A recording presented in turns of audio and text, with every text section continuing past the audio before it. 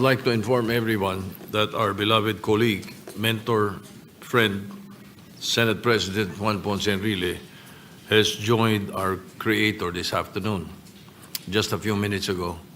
So, well, he has decided, he has dedicated his whole life, even until his last days, to public service, and we will remember him for his formidable intellect and compassion to the people, especially the employees of the Senate.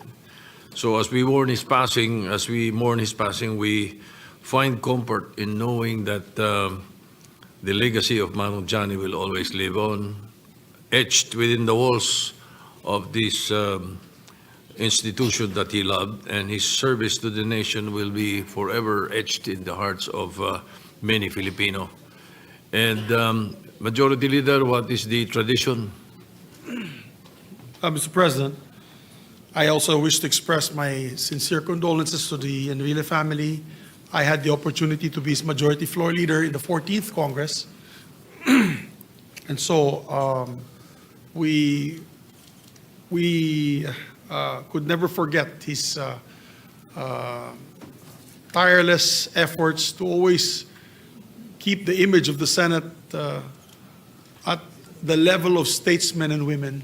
And we learned so much from the good gentleman from Cagayan. As a matter of fact, when he would speak to us, Mr. President, we were always at awe with his legal mind and this vast experience and knowledge of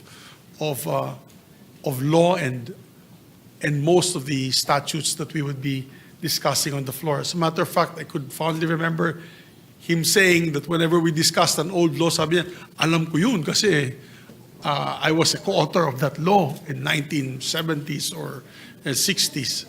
So, ganun ang stock knowledge, Mr. President. Mr. President, the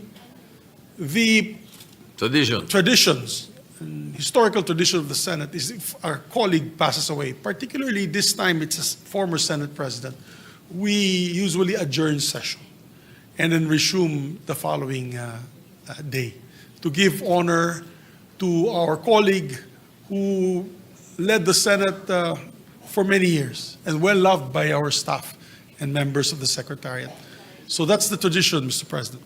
Yes, will it be acceptable to our colleagues if instead of an adjournment, we will be suspending the session until Monday instead of an adjournment? Because if we do so, then the continuation of the Yes. budget deliberations might That would might be my be hampered. motion, Mr. President, just to suspend. I'm sure Manong Johnny, if he were here, would have accepted and agreed.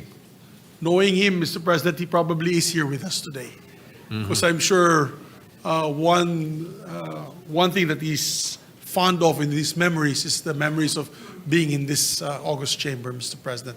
So, with the permission of the body, and I believe that nobody will object to this, is that we just invite back, before we suspend, that we invite back the different agencies to come back on Monday, 1 p.m.